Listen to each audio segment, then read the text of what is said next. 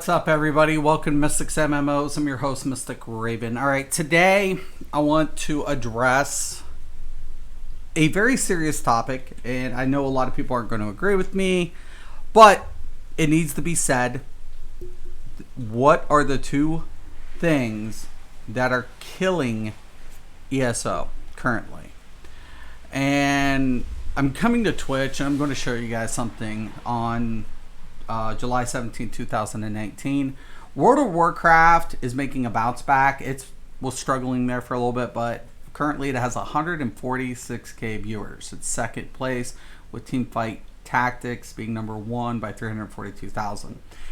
But as we scroll down, that's the top MMO that's being viewed, right? But as we scroll down, we see the next MMO in line is Shadowbringers, Final Fantasy XIV, followed by Black Desert Online, followed by, I want to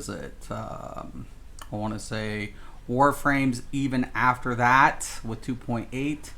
And then coming down even further, we see ESO Elder Scrolls with 2K, and only reason it's even getting 2K is because Dots is playing, and he has the highest view count with 761 viewers. Now, here is the real answer to why these numbers keep going down in Twitch and in stream views. Simple fact of it is they hit a milestone with a record amount of accounts, but their retention since Elsewhere's launch has went down considerably, meaning their sub-based accounts have went down a lot. What is the contributing factors that players are not playing ESO? Well, there's two main factors. There are other factors, but there are two main factors that are the contributing cause. And the number one is performance. Now, they said they were addressing performance, and hopefully with this next update, we should see a performance increase, as well as, redoing the queue system, making sure everything's working appropriately. Now, that will help. If everything goes off without a hitch, that will bring some players back. But unfortunately, it brings us to the second cause and effect of what's killing ESO. And I'm not going to sugarcoat this. It's the meta. It's the players dictating meta and the catering to this niche group. Because one of the attractive features that majority of players like about ESO is viability, diversity.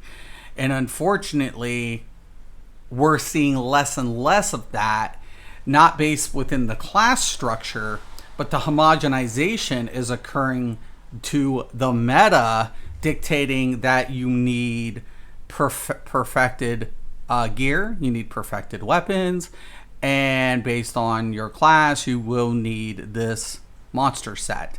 So the dictation has caused a gap between the casuals versus the hardcore players. And the more we see that separation occur, the more your majority of your average players are disconnecting from what ESO is supposed to embody. And it's unfortunate because I feel even if they get performance under control, they've caused a rift, between the conception of ESO and what ESO currently is. And I didn't like the idea to begin with of them catering and coddling the raid players. I don't mind, trial players or trial players in this case, trial players, getting incentives. I feel there is different ways to incentivize endgame in ESO. But I also think it's subjective because when you take a look at PvP, a lot of people like myself would consider PvP the end game because it offers a different type of gameplay mechanics versus the trial scenario. So it's subjective in that manner. You know, are you is your end game trial based? Is your end game lore based? Is your end game PvP based? What do you dictate as your end game? But it's obvious that with more and more, gap between meta and more, diversity or being able to take diverse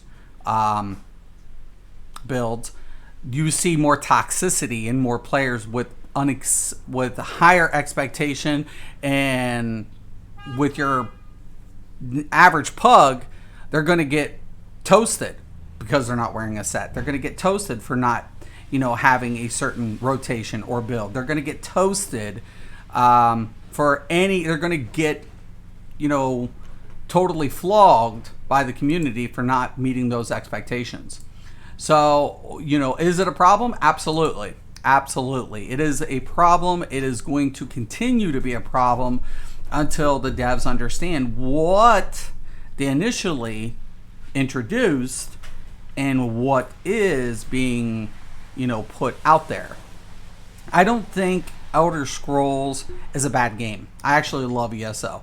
I think the concept behind ESO is one of my what makes it one of my most favorite games of all time, because there is a ton of things you can do within the game.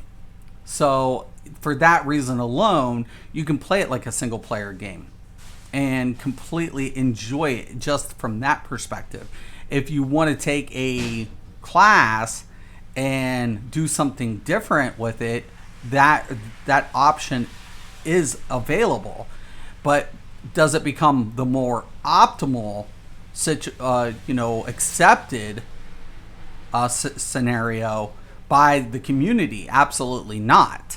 So this is what's causing more and more problems. Is it a balance issue? No, it's the one direction in which unfortunately, most developers, have this overall conclusion that this is what's to be expected of MMOs, progression. And I totally disagree.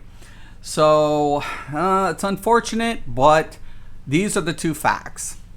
We have performance and we have the meta killing Elder Scrolls Online. And if people don't think it's relevant or it's true, I always tell people, go out there, do the research, look up things, be proactive. Because when you can see that these are continued concerns by the community, then it raises the question, what needs to be done to retain our consumers? What are the steps that are needing to be made in order for players to continue to value our product? Because without value, there is no desire to play, and without players desiring to play, there's no future production. It starts reducing production. It starts making things worrisome for the developers, the executives, and the board to make hard decisions because they put themselves in a hole, and you don't want to do that. But yeah, it's kind of concerning. So I'm going to stress that hopefully that there are things going to be taken into consideration with the future of this product, and hopefully that once they iron out the kinks with the performance, and hopefully understand a different direction in which to accommodate different players, they could literally retain more customers, and thus it's a win-win for the company, the consumers, and the community. So hopefully, I'm keeping my fingers crossed for this game. I don't want to see this game go down anytime soon. So for all the people who think I would hate it, I don't. I'm always cheering and rooting And I think that ESO has been this underdog that's come back time and time again. And I want to believe it can continue to do so. So, as always, keep your heads up, but recognize things for what they are. Okay? Once again, I'm Mr. Craven. This is Mystic MMOs. As always, have a nice day.